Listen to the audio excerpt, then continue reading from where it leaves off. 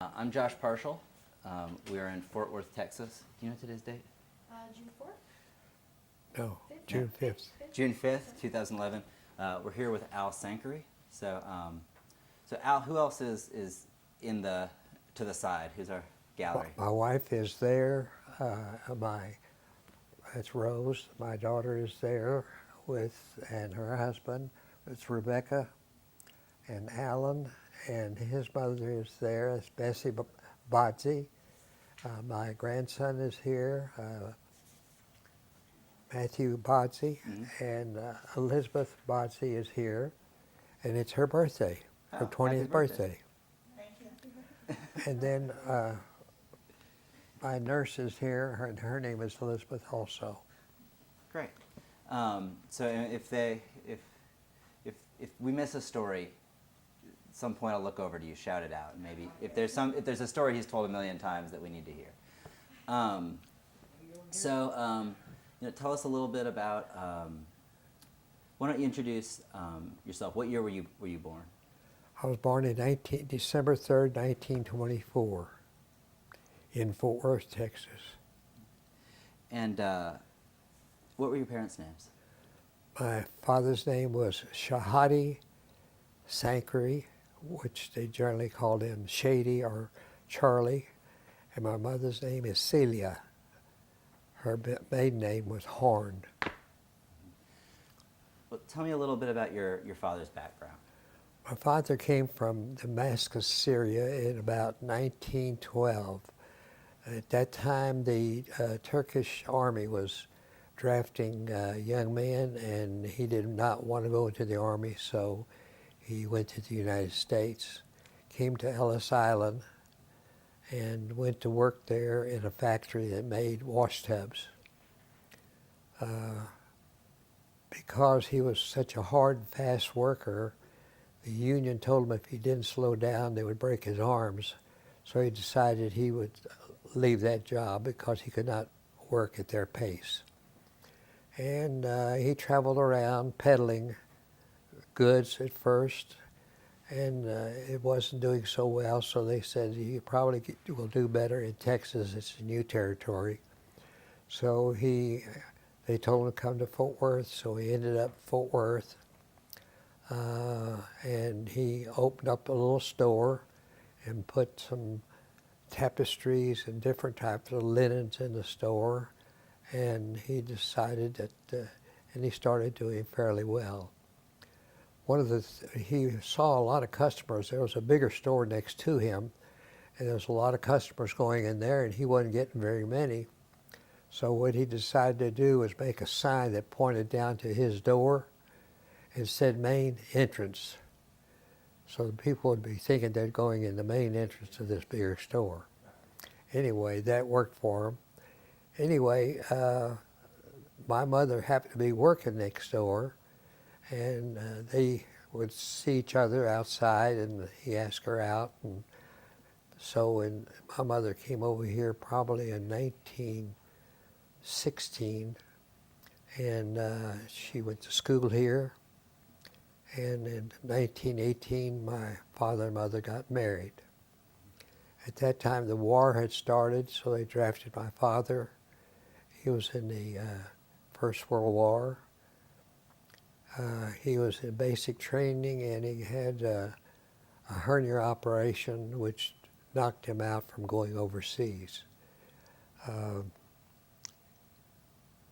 But they were already married, and my first brother was born in 1919. Well, let's go back and talk just a little more about your dad. Did he tell you stories about his life in Syria? Well, he didn't tell us. Well, the main thing was he was a sheet metal worker in Syria, and he would do all kinds of sheet metal work, build things that go on top of churches and different metal things. He told me his story was he thinks his family originated in Spain. During the Spanish acquisition, they traveled from Spain to North Africa. And then they went across North Africa, and they didn't stop until they got to Damascus, Syria. They stopped there, and they saw it was a nice city, so That's where his, I don't know, grandfather, great-grandfather, I don't know how far back it goes, but that's where they ended up. And so that's as far as I know is his background. And then after he got his business started, he brought over his brothers and his sisters and his mother. We'll talk about give us your mom's name and tell us a little bit more about her background. My mother's name was Celia Horn till she got married, and it was Celia Sankary. Her father came over here probably in about 1910 by himself, and he worked at a packing house. But he also worked at the synagogue as a shamus. But they wanted to work at the packing house on Saturday, and he said he could not work on the Shabbos, so he quit his job at the packing house and was strictly the shamus at the synagogue. My mother came over by herself from Poland, Lublin, Poland, to be with him because he had nobody to help him here. And what was your grandfather's name? My grandfather's name was Eli.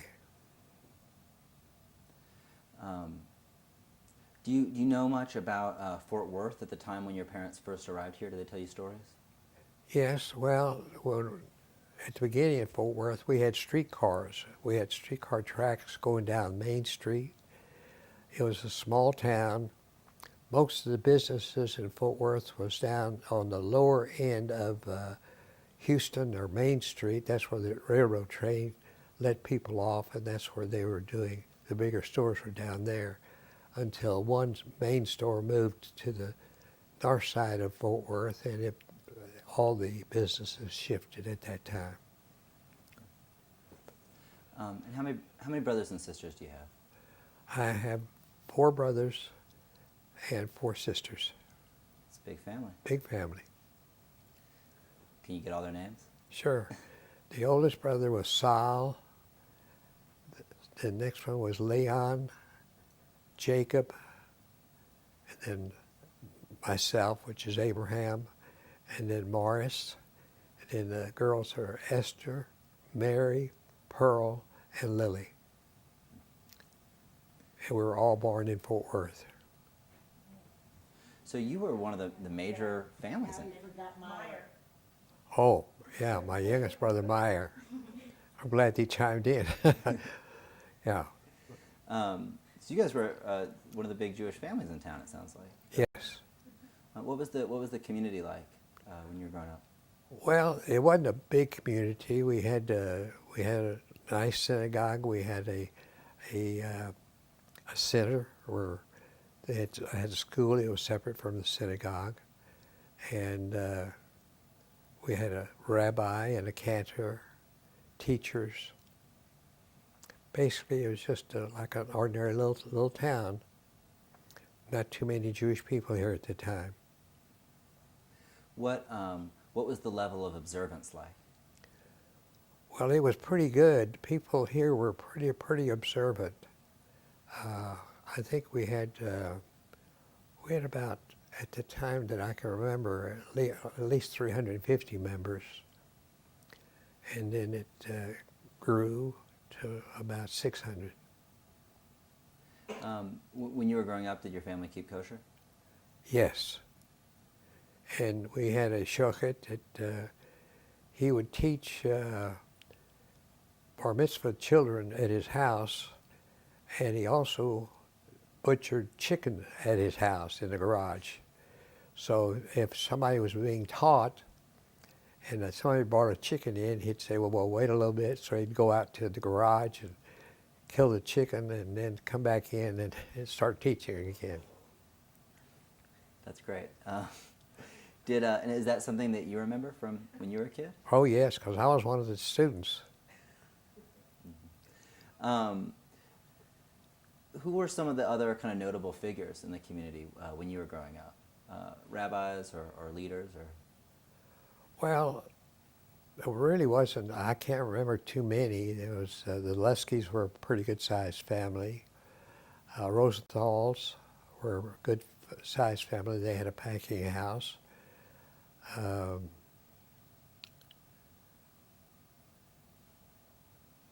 Solomons, they had a department store.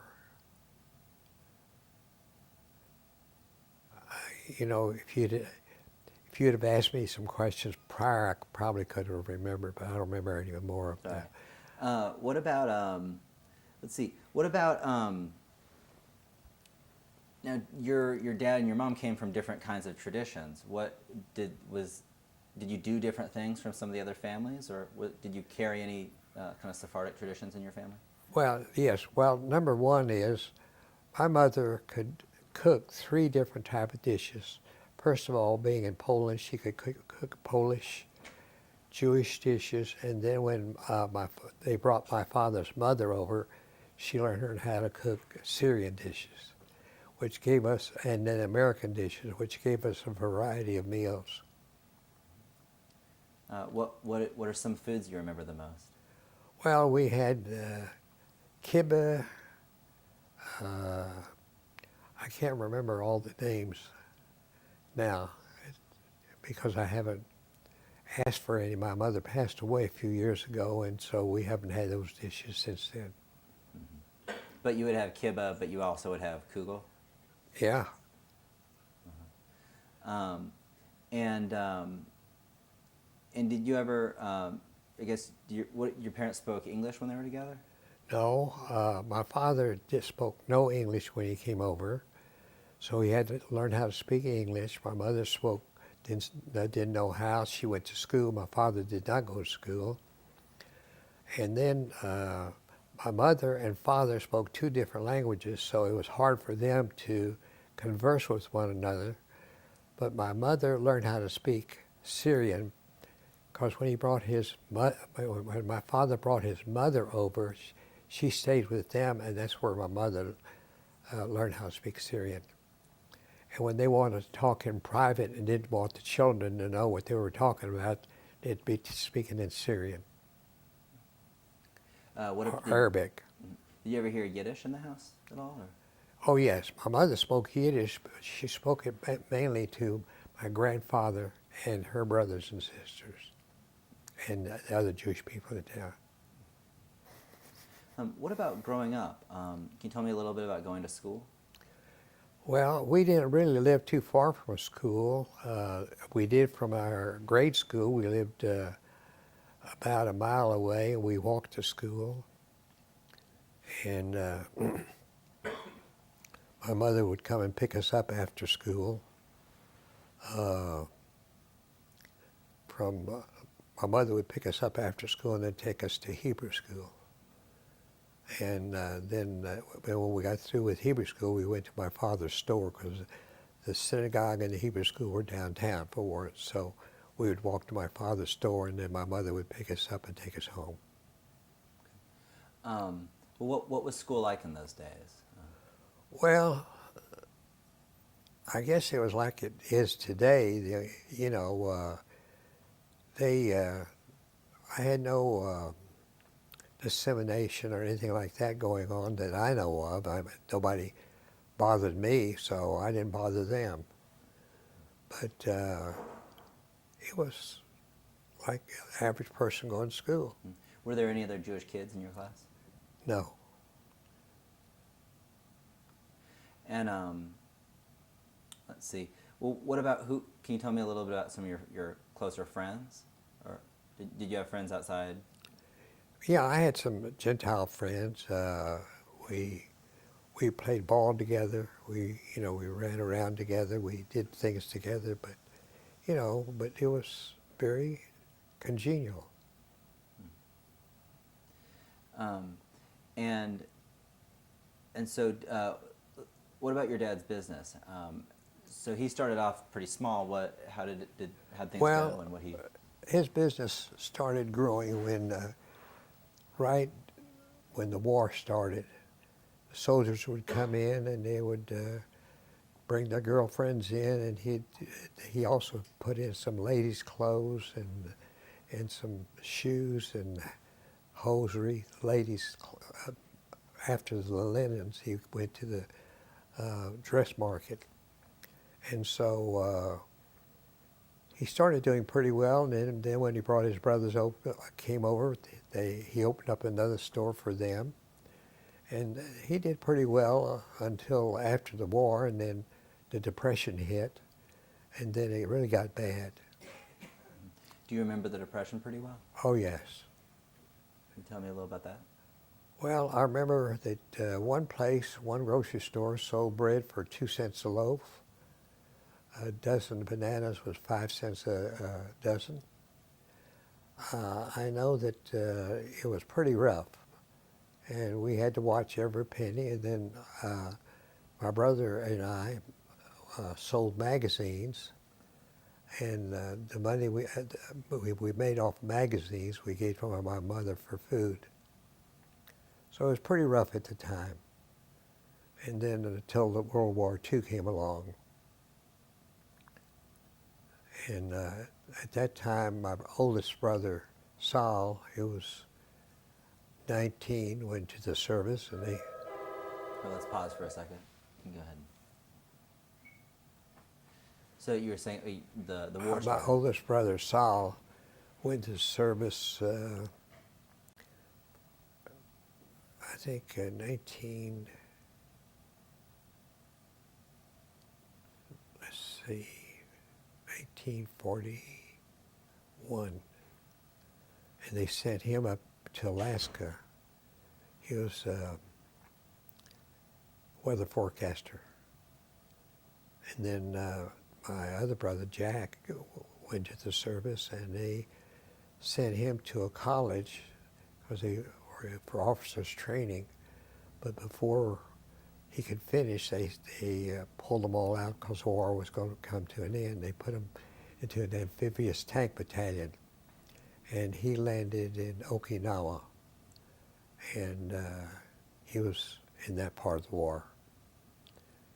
I went to the service in 1943, and at that time I was working for the government. I was 16 years old. I graduated when I was 16. Went to work for the Civil Aeronautics Administration as a draftsman, and I got drafted, and then I went to Marshfield, California for basic training, and then I was shipped out of Camp Henry in Virginia, overseas to North Africa. Then from North Africa, we went through the Mediterranean, Suez Canal, Indian Ocean to Bombay. And from Bombay, we went outside of Calcutta. And then outside of Calcutta, in a little town called Karegapur, we built a B-25 base. At that time, the Air Force was going to bomb Japan, but they had to have a place to land because they could not go back to their base that they took off from. So we built the air base in this little town, and we got it finished in time. And then when we finished that, they said we did a good job, so then they put me on the Burma Road. So I surveyed the Burma Road from, forgot the name of the town, but from India all the way through to Kunming, China. So what do you remember most from your time in India? What was that like for you? Well, I tell you what, I wouldn't want to go back. The people were very poor. They lived in shacks. They had a lot of diseases over there. So we were careful not to eat. We never ate out. We always ate at the base. And the thing is, we had to be real careful with was malaria. They had a lot of mosquitoes. So we had to take a medicine called Adabrin because quinine was being used in the Mediterranean for the soldiers over there because they had more malaria than we did. Anyway, I was lucky enough not to catch malaria, but some of our soldiers did in India. And what about, can you explain what the Burma Road was for people who might not know? because we were help supplying China with Army supplies, they were flying regular airplanes, the carrier planes, over the Burma, over the Himalaya mountains. At that time, we only had prop planes, and because of the downdrafts, a lot of planes never made it over from India to China. They crashed in the mountains. So they decided to build a road from India to China rather than fly supplies. So that's what the road was for, was to take supplies to China to help them fight the Japanese. And then, so the war ended in summer of 1945? Yes. And what was next? Well, then we went back to Calcutta. They put us on a small ship, and we went across the Pacific, landed in Hawaii, got supplies, ended up in Los Angeles where I took off from originally. So I had traveled completely around the world. That's something. Yeah. Are there other stories from World War II that we should know about? Well, there's so many stories from World War II. First of all, the first ship we traveled from Patrick Henry, Virginia to Africa was called a Liberty ship. The Liberty ships were built in a hurry to take supplies and personnel over to Europe.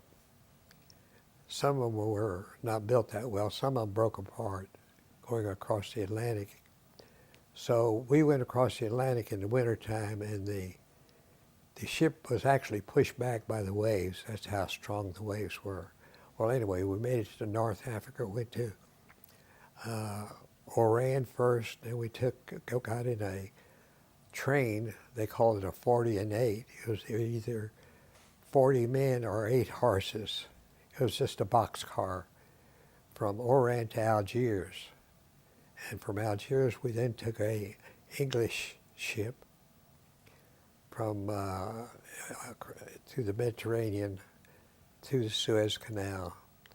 And the first day on the English ship, I think everybody got diarrhea or dysentery. The food was terrible. So after that, for I think 30 days, I ate nothing but bread, butter, and jelly because I was afraid to eat any of their food. Now, had you kept kosher up until this time, or? Yes. Is that did you manage to keep kosher while you were in the military, or? No way. I mean, you ate what food they sent over, and it was whatever they sent, and there's no way of having it being kosher. In fact, they made their own bread, and sometimes they'd make the bread at night, and there was so many flies and things flying in the air, you'd have to pick the bugs out of the bread when you got ready to eat it. So, no, there was no kosher food in the service. Was that a problem for you, or? Well, when you're hungry, you'll eat anything. So the only thing is that when we were in Burma now, we did hunt, we did shoot deer. There were deer in Burma, and we did shoot a deer, and that's where we got some fresh foods. But we didn't have it kosher because we didn't have a rabbi to kosher it. Mm-hmm. And then what was next after the war? What did you do? Well, after the war, I came back, and I went back to work for the government because I was supposed to get my job back. Well, when I got there, they said, well, we're not building any more airports, because that's what we were doing when I worked there. We were designing, building airports. So they said, sit at the desk and look busy. Well, I couldn't do that. So I quit and went to work for a men's store called Stein's, clothing store. So I went as a salesman. I worked there for a while, then I went to work for a pawn shop. Worked there for a while, and then my father-in-law had a tailor shop, and he passed away, and so they wanted somebody to run it. So since they didn't have anybody, and I said, okay, I'll take a shot at it, because I knew something about measurements and so forth, and I had watched him measure people. So I took over the shop, and I saw that not being a tailor, I couldn't make it really work. But in some of the periodicals that we got, they showed that tailor shops were putting tuxedos in. So I'd saved some money up when I was in the service, and so I bought some tuxedos and put them in. And I didn't have money for advertising. So what I did was, in the paper they'd announce engagements. And so I'd look up the engagements and see their addresses and get their phone number.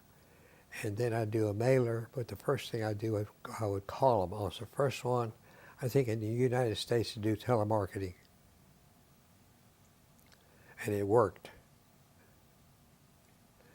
But, since I didn't have enough money to buy all the sizes, what I would do is they'd send a wedding party in, and the wedding party would probably be a month or 2 months away, so it'd give me time to order it.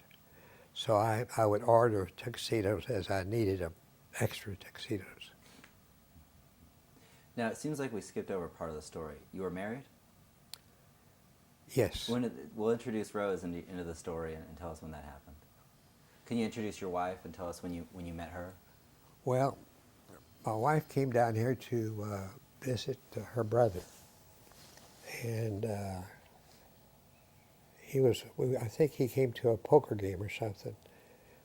And anyway, she invited me over to their house for dinner one night. And that's how we got together. Where was she from? She was from Wilkesboro, Pennsylvania. And what was her last name at the time? Perlman. And you knew her brother? Yes. Just from... Well, I mean, he went to shul, he worked, he was, and, most young men would meet in shul for minions or holidays. And so, since we weren't a big population, you got to know most of the young men here. Now, were most of your friends in the Jewish community? Yes. And as a young man, or a young adult, what was your social life like? What did you do? What did you do for fun? Well, at the synagogue, we had the organizations, like B'nai B'rith and USY, and so sometimes we would have a dance. And we would play. We'd have softball games, and we'd get together for meetings. That was basically it. Was there a particular activity or organization you were most involved with, or What's that? were you most involved with a particular organization or activity? Well, it was B'nai B'rith and USY. And you mentioned a card game. Did you play a lot of cards? Yeah, we played poker once a week. Once a week. With a Jew, you had a regular group? Yeah, we had a regular group. Who all was in that group? Can you tell me about who was involved with that? Or? Well, there was Asa Ravinsky. There was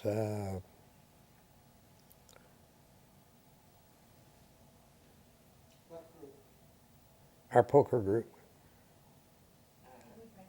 Yeah, that'd be good. Yeah, let's break for a second.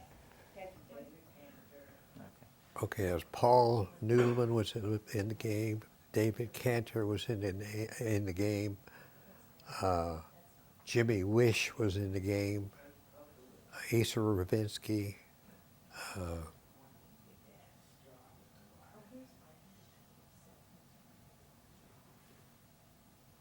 That's all I can remember right now. Now, were those guys all in business too, or? They were either in business or working for somebody. Okay. And what were the major, what types of businesses were they involved with? Well, David Gashford had a steel company, scrap steel. Jimmy Wish had a newspaper.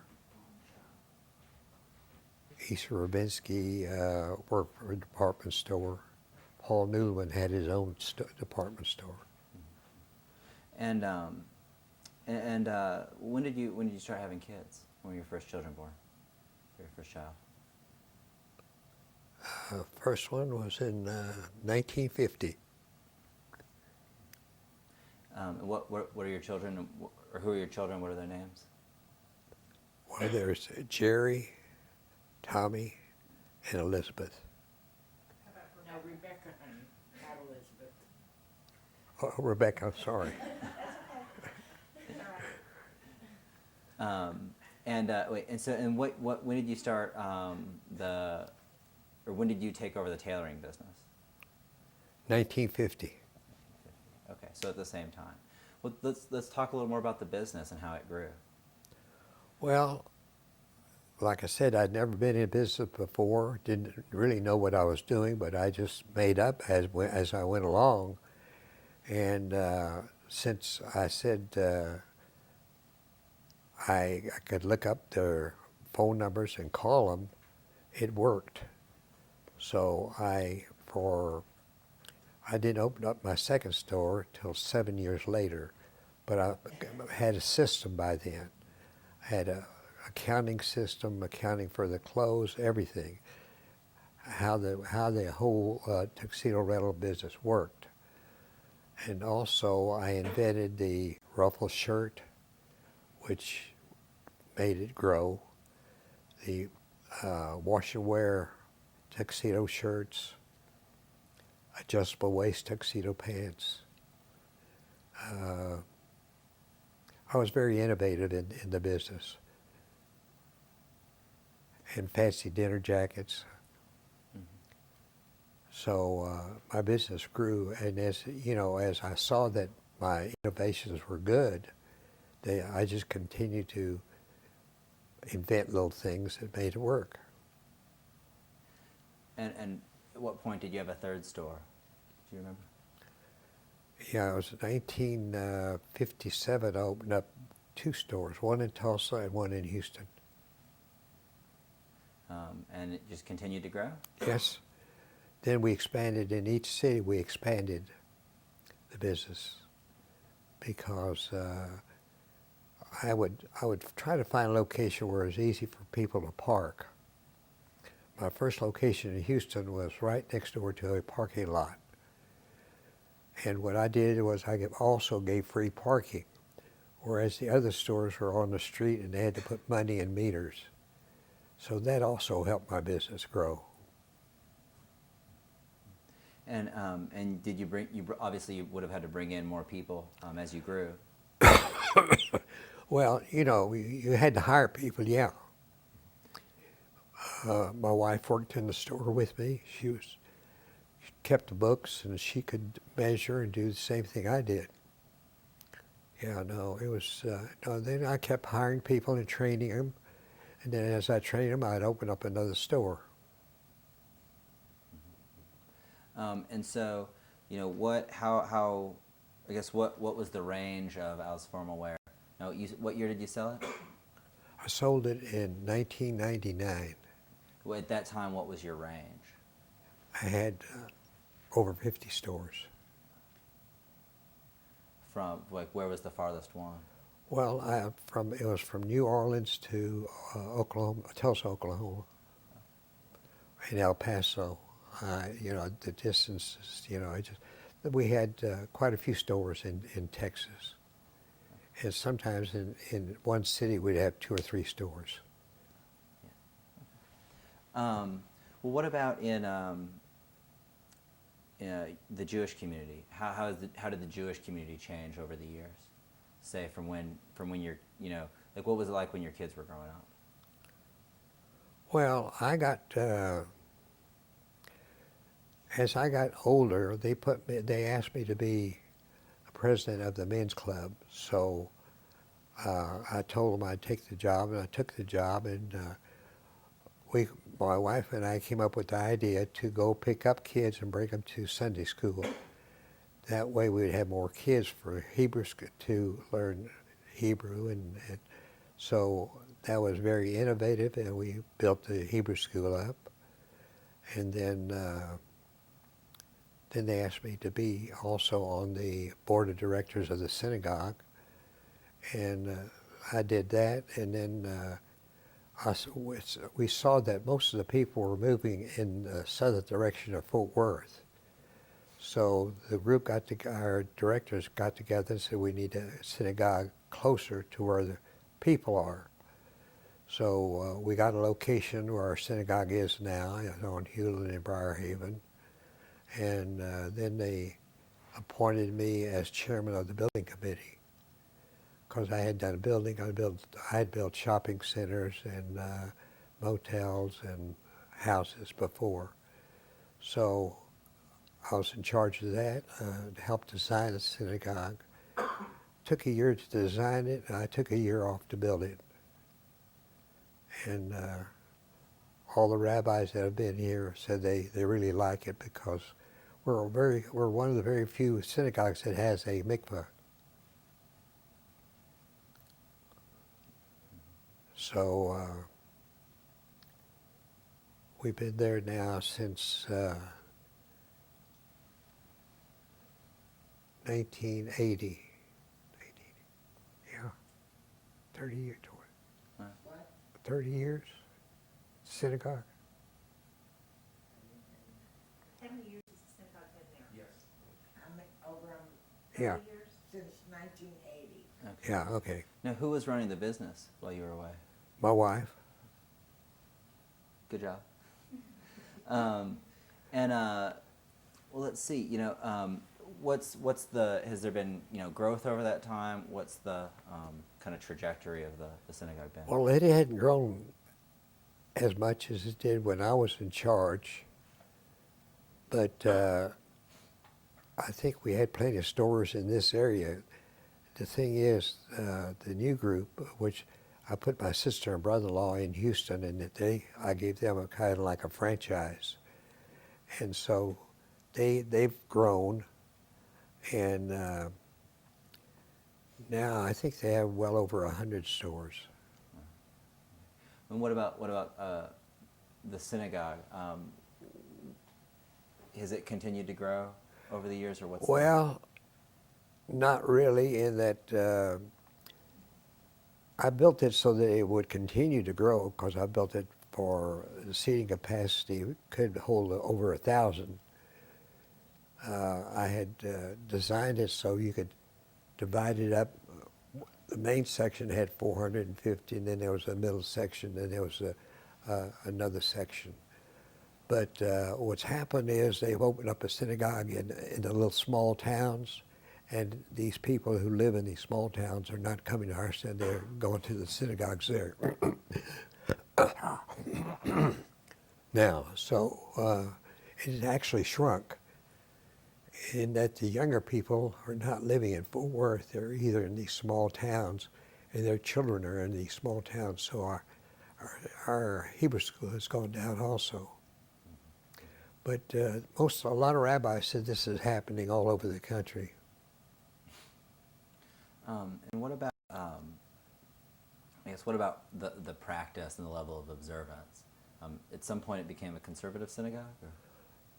Well, yes. It was originally strictly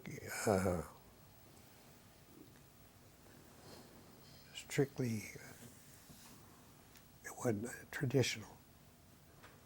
And then we decided to let women come on up on the bima and read out of the Torah. So we did become conservative. It's been in the last, I'd say 5 or 6 years. Oh, that recently. It's become, or is it longer than that? Maybe about 10 years. Is it about how long has it been a conservative congregation rather than a traditional? How long have we have been a conservative? Yeah. Well, that's always been conservative. I thought so too. No, we were traditional Well, in the before. beginning, we were more orthodox. We were originally Orthodox, but then we were traditional. But then when we let the women come up there, we Yeah. then, Oh, when did we have the women? Maybe 15 I said 10. Okay, so it's been about 15. Reading from Yeah. the Torah. Longer than that. No, 20 years, maybe 20 years. Yeah. Okay, so maybe 20 years that it's been a kind of mainstream conservative rather than traditional or something. Yeah. And have you had notable rabbis over this time, or? No, we had one rabbi for the longest time was, I think, 35 years. 35 years, Rabbi Garsick. We had Grobar. And first rabbi was Grobart, and then was Garsick, and then Rabbi Zelikovich. And now we're looking for a new rabbi now. And what about? Well, tell me a little bit about your kids. Now, what years were your kids born? 1950, 1954, What? 1950. Yeah, when was Tommy born? 54. When was Tommy born? 52, And I was born in 56. 50, 52, 54. 52 and 56. 56, I guess was the last one. And they grew up going to school here, and Yes. Well, and then they went to college in Austin, and one went to college in California. now, what kind of religious upbringing did they have? Or, They had a traditional conservative upbringing. so, Sunday school and another time a week, or when was Hebrew school? Hebrew school was in the afternoon after school. 3 times a week. Used to be Monday, Wednesday, and Sunday. And Sunday. Monday, Wednesday, and then Friday night and Saturday. And you were at services on Friday nights and Saturdays, or? Yes. Let's see. Well, how is the? Are there other ways where the way that things are done has changed in the synagogue as it's become more, more conservative and less orthodox? What are some of the big changes you've seen? Well, now we have some women that can get up there and daven just as well as the men, and some of them have beautiful voices, and they do go up there and sing a lot of the tunes. And how about Fort Worth in general? How has it changed? Well, it hasn't changed a whole lot. It has grown. We've opened up shopping centers, several different shopping centers. It hasn't grown as much as a lot of the cities, but I'd say it's got about 500,000 people in Fort Worth now. And you mentioned that building the synagogue in the new area, the population has shifted. Yes, it shifted to the south. The main population is out towards the south of Fort Worth. And the Jewish communities followed suit. Yes. Let's see. What else did we want to? Where are we on this tape? We have 43 minutes. We have 42. Yeah. Okay. Did you want to go back and ask about? I had some questions before, but I can't remember. Okay. I'm trying to think about other things. Rose, are there big things we've missed, stories or topics? Rose, why don't you come sit over here now? Did we talk about the integrations between the kind of Oh yeah. the Syrian So- Jews and Yeah. Well, so one question I had was about now when you were growing up, or we'll let Rose sit down. Here, why don't you pause it real quick? Okay. Let's mic Rose. So one of the questions I had was, what was the relationship like between the Reform Jews and the more traditional Jews? Well, we weren't very close. Let me put it to you that way. I think they were competing with us to get more members because we had more members than they did.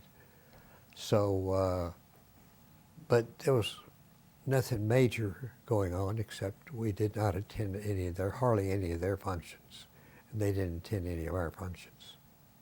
But before we go into that, I'd like to introduce my wife. This is she stepped into the picture. This is my wife, Rose, and we've been married 48 years. 50,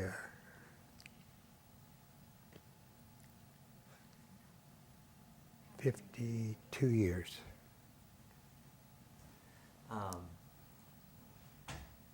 Okay. Now, Rose, did you come from a traditional background, or Very traditional, Orthodox. I was brought up Orthodox. in Pennsylvania? Pennsylvania, small city of Wilkes-Barre, Pennsylvania, near Where- Scranton.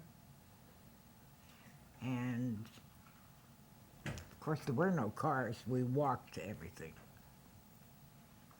Now, what moving down to Fort Worth, was that a big change for you? Was that a big adjustment? Very big. I moved from a city where we were a lot of Jews. And my brother lived here, so I joined him, met my husband, went to work together, raised our family. I worked every day in the business. What was Fort Worth? Really, was it a big change? Like, what about it was new to you? What was the difference? What Like, was Well, how was it different than well in Wilkes-Barre we were more kosher. It was easier to buy kosher food there than it was here in Fort Worth. You had to go to Dallas really to get everything. There was one kosher butcher here in Fort Worth, and then he closed up and we had to go to Dallas. Oh, when did the Shofet leave? Al, you remember? Balin was, I don't remember. 1960s, 1950s. Yes, well, Something no, like that. about 1970. Oh. At any point did have the traditional and reformed communities come together a little bit over time, or Very little. it's still Very separate? little. Still Except that they have moved from where they were to closer to where we are. In So- fact, it's right across the street. This way. It So- was better off when they were down where they were. So they moved across the street, and of course some of our members left and joined the reform movement. What do you think the future looks like for Jewish life in Fort Worth? Well, I think Jewish life is great in Fort Worth in that we're really a small town. We don't have all the traffic. We can live, anywhere we live is nice. There's very little crime. I think Fort Worth is really a secret. Here we have TCU who won the big football game, the National College football game. So we have a good college here and good schools. Rose, anything to add to that? Nope. Great college in Austin. That's where our kids went. Mm-hmm. Today you can't get in down there. No, I know. I've heard. All right. Well, is there anything else that we should ask about, or should we? Go Our ahead and wrap? weather is great here. If you like it, stay. Tomorrow will be different. All right. Oh, Oh, did you have something? I don't know. We talked a little bit about the mixed marriage. Was it something interesting? Is it something I think we'll go ahead and wrap. Okay. So, all right. Well, thank you so much for taking the time to talk to us today. Okay. It was really great.